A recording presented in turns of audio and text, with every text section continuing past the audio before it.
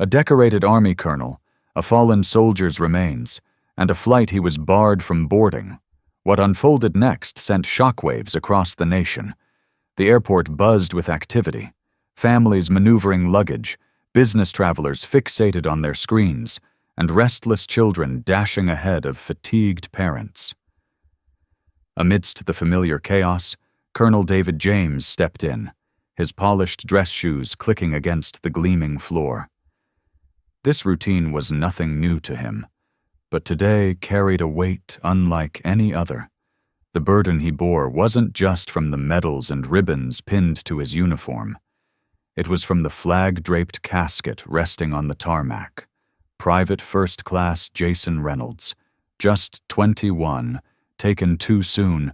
Colonel James straightened his hat, inhaled deeply, and prepared for the duty that lay ahead, one that transcended rank or recognition. This wasn't about him. It was about honoring a promise, to never leave a fallen soldier behind. At the airline counter, he presented his military orders and ID. The attendant barely spared him a glance at first, fingers tapping across the keyboard. Then a pause, just a fraction too long.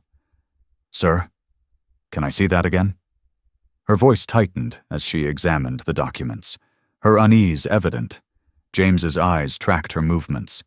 The slight hesitation, the quick glance toward a colleague, the shift in her stance as if she had stepped into an uncomfortable situation. Moments later, she turned and whispered to another agent, who peered over, expression unreadable. When she finally faced him again, her smile was stiff, unnatural. "I'm sorry, sir, but there's an issue with your ticket. You won't be able to board at this time." James exhaled steadily. He had navigated war zones, diplomatic tensions, and political entanglements, but this was different. "I'm escorting a fallen soldier," he stated firmly, tapping the paperwork. "Everything is in order." The agent avoided his gaze. "I understand, sir, but there's a security protocol, and we can't override it." "A protocol?" His tone remained even. "What protocol exactly?" The crowd behind him grew restless, whispers spreading, but instead of stepping aside, James stood firm. He wasn't leaving without an answer. The airline staff showed no signs of relenting. The supervisor, a middle-aged man with a weary expression, finally approached. Adjusting his name tag, he crossed his arms. "I apologize for the inconvenience," he began, voice dripping with forced professionalism. "But we have strict policies in place, and unfortunately, we're unable to override them."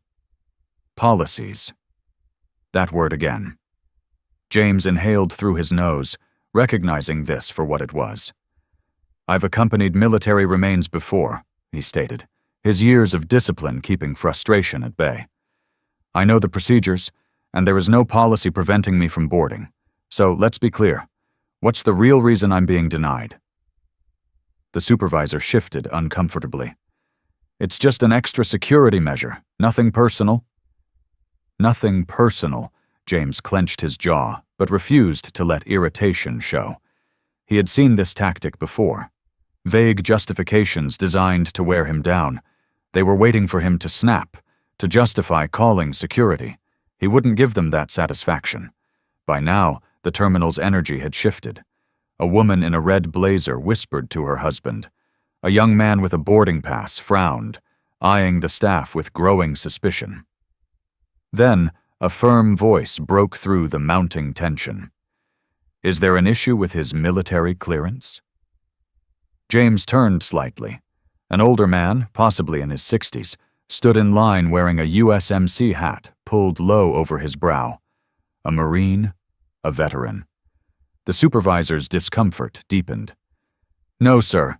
This isn't about clearance, it's just standard protocol," the Marine scoffed. "I've gone through security thousands of times. Never seen protocol block a soldier from escorting one of our own home, so what is it really?" More murmurs rippled through the line. Phones emerged, cameras rolling, the air thickened with awareness. The agent who initially denied James stole a nervous glance at her supervisor, uncertainty creeping in. The supervisor exhaled, rubbing his temple. "Let me check something," he muttered before retreating. The agent behind the counter, suddenly engrossed in her screen, avoided all eye contact. James didn't move. Shoulders squared, chin lifted. He stood his ground. This wasn't just about his flight anymore.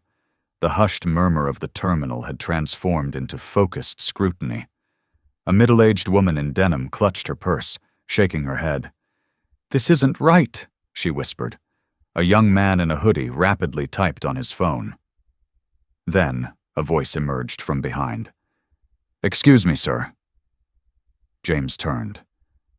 A young woman, no older than 25, stood nearby, phone in hand. Her gaze was uncertain but determined. "I don't mean to intrude, but I just want to be clear. They're not letting you board?" Her words weren't loud, but they were deliberate. Drawing more attention, James met her eyes. "That's correct." She blinked, almost expecting a different answer. Then, nodding once, she flipped her phone screen toward him. "I'm live right now, people need to see this."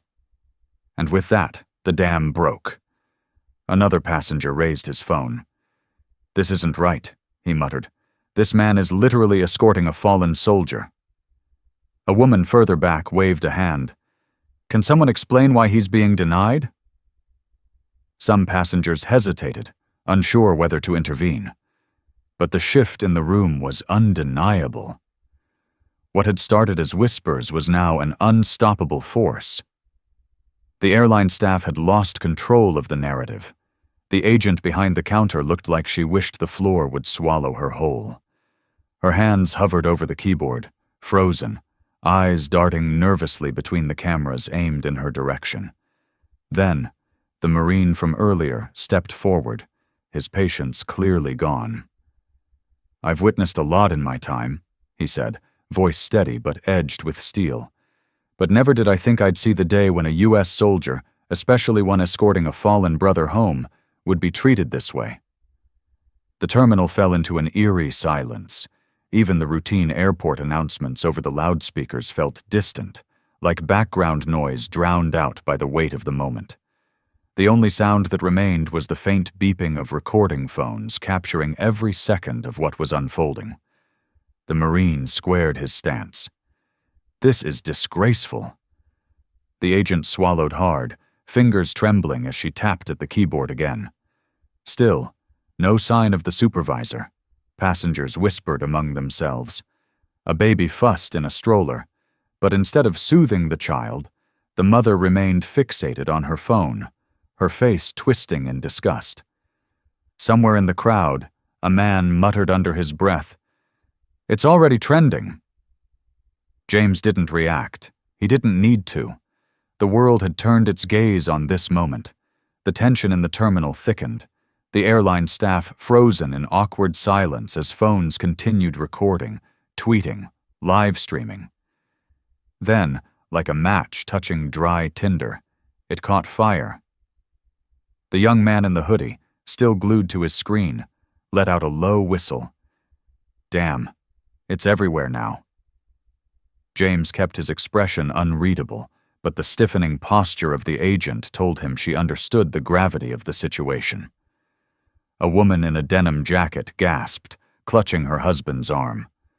"Oh my God," she whispered, eyes locked on her screen. "It's all over Facebook." The older Marine grunted, pulling out his own phone. They have no idea what kind of storm they just stirred up. As if on cue, the airport's loudspeaker crackled to life. "Attention passengers. Due to unforeseen circumstances, Flight 237 to Phoenix has been delayed. We apologize for any inconvenience." A few groans rippled through the terminal, but most people weren't listening. Their focus remained locked on the uniformed officer being denied his flight while fulfilling his duty. A minute later, a young woman standing near the windows let out a sharp breath. "He's on Twitter," she announced, turning her screen for others to see. People leaned in, eyes widening at the bold capital letters. "They just denied a black U.S. Army colonel his flight while escorting a fallen soldier's remains. This is how we treat our heroes? Let him fly." Below it, the numbers skyrocketed. Likes, comments, retweets surging by the second. Then another tweet appeared, this one from a well-known veterans advocacy group. We are aware of the disgraceful treatment of a military officer at airport name. Our soldiers deserve better. Expect action. Murmurs spread like a ripple through the crowd. The realization hit. The airline had officially lost control of the situation. The agent behind the counter, looking pale and shaken, exhaled sharply before spinning on her heel and disappearing behind a frosted glass door. She wasn't fetching an answer. She was fetching damage control. James adjusted his hat. He had been in these moments before, not at an airport, not quite like this, but in places where powerful people suddenly realized they had made the wrong enemy. He didn't smirk. He didn't gloat. This was never about him. It was about Private First Class Jason Reynolds, the young man who still needed to make it home. The crowd wasn't just watching anymore. They were waiting. The air in the terminal buzzed with anticipation. Then, finally, the supervisor returned. But he wasn't alone. Beside him walked another man, clad in a sleek navy suit, an airline ID neatly clipped to his pocket. His stride was brisk, controlled, the walk of someone who had been sent to put out fires. He stopped just shy of the counter, scanning the scene, eyes flickering between James, the Marine, and the countless phones still recording. Clearing his throat, he spoke. "Colonel, I deeply apologize for the miscommunication. There was an unfortunate error in our system, but we're working to get you on your flight immediately." Miscommunication. James had spent enough time in the military to know what that word really meant. It meant, we got caught. It meant, fix this before it costs us too much. He let the silence stretch, watching the airline representative shift under its weight. "I see," James finally said, his tone calm but pointed. "An error, you said?" The man nodded quickly.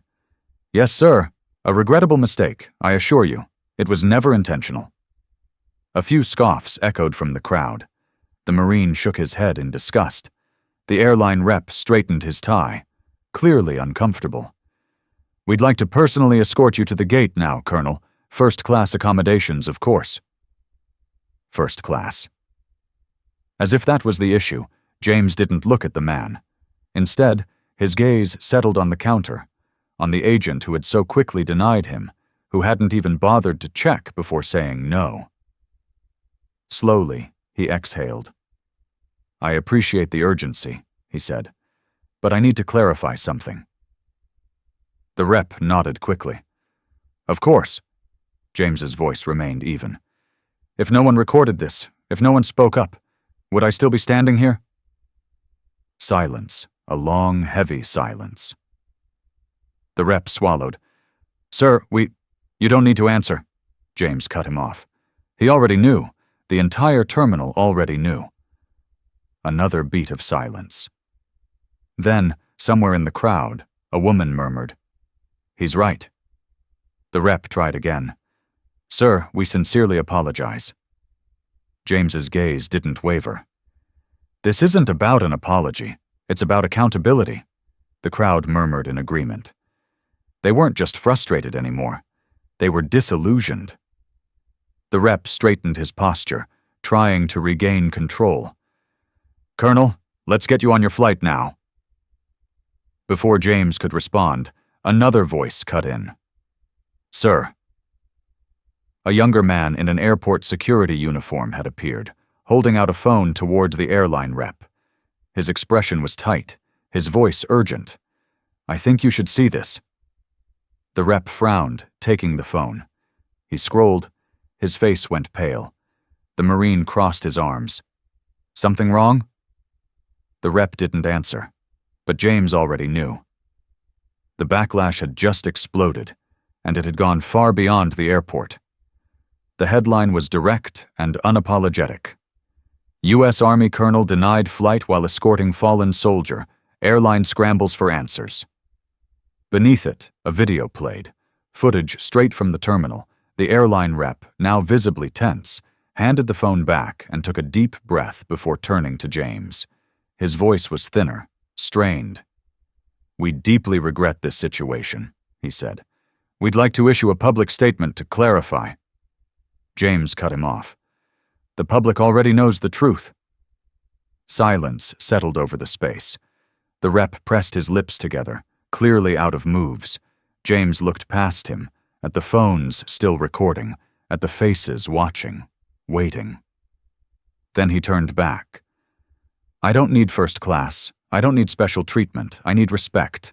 And so does the soldier I'm escorting." Another murmur rippled through the crowd. The rep gave a stiff nod. Acknowledgement, nothing more. "Understood, sir." A low, approving grunt came from the Marine standing nearby. James adjusted his hat. "Now, let me finish this mission." But for the airline, the damage was far from over. They had lost control of the narrative. The story was spreading faster than they could contain it. The terminal no longer felt like an airport. It felt like a press conference, with phones still recording, passengers still engaged. Then, something unexpected happened. A man in a dark blue suit stepped into the scene, his presence commanding. He wasn't with the airline. He wasn't airport security. He was military. The energy in the room shifted. People instinctively moved aside as he approached. His ID badge flashed briefly before he extended a firm hand toward James. "Colonel," he said. "I'm Major Thomas Daniel, Department of the Army. We've been informed of the situation." James grasped his hand, his grip strong. He didn't ask how Daniel had arrived so quickly. The military doesn't hesitate when it comes to its own. Daniel turned to the airline rep, his tone crisp and authoritative. "We are handling this now, Colonel James, and the remains of Private First Class Reynolds will not be flying commercial." The rep blinked. Sir, we were just about to—" "You were just about to cover your tracks," Daniel interrupted. His words were polite, but firm. He glanced at James. "Sir, the Pentagon has arranged for a private military flight. Your transport is waiting." A hush spread through the crowd. The U.S. military had stepped in. James exhaled. Not in relief. He didn't need rescuing. But because, finally, this mission was back on course, he gave a slight nod. "Understood, Major." Daniel cast one last look at the airline rep. His voice was steady. "This will be addressed. It wasn't a threat. It was a promise." James turned to the Marine who had stood by through it all. "Appreciate you, brother." The Marine dipped his head. "We look out for our own." Before stepping away, James glanced around at the crowd, at the people who had refused to stay silent, who had made sure the story was seen and heard. He straightened his uniform, squared his shoulders, and walked out. Not toward the gate, toward something bigger. But for the airline, the consequences were just beginning. They had hoped the situation would blow over. A few apologies, a press release, maybe a statement from the CEO. Damage control. But the public wasn't letting this go. News networks ran the story. Veterans organizations issued statements condemning the airline's actions. Politicians demanded accountability. Then came the financial fallout. By the end of the week, the airline's stock had dropped. A trending hashtag calling for a boycott gained momentum. Customers flooded their social media, demanding answers. And then, the final blow, a lawsuit. A coalition of military advocacy groups filed a formal complaint, accusing the airline of discrimination and failure to uphold service member protections. Under mounting pressure, the airline's CEO made a public statement. He called it a regrettable misunderstanding and announced that the employees involved had been placed on administrative leave. Too little, too late. Meanwhile, Colonel James continued his mission. He escorted Private First Class Jason Reynolds home, standing solemnly as the young soldier's family received him for the last time. He didn't need the headlines. He didn't want the attention. He needed respect. And that was the real fight. Respect shouldn't be conditional. It shouldn't require a viral video or public outrage. It should be the standard. The people at that airport, the Marine, the passengers who spoke up, the ones who refused to look away, proved something important. When people stand together, injustice has nowhere to hide. If you believe in accountability, if you believe in honoring those who serve, let your voice be heard, because silence allows things like this to happen again. And next time, it might not go viral,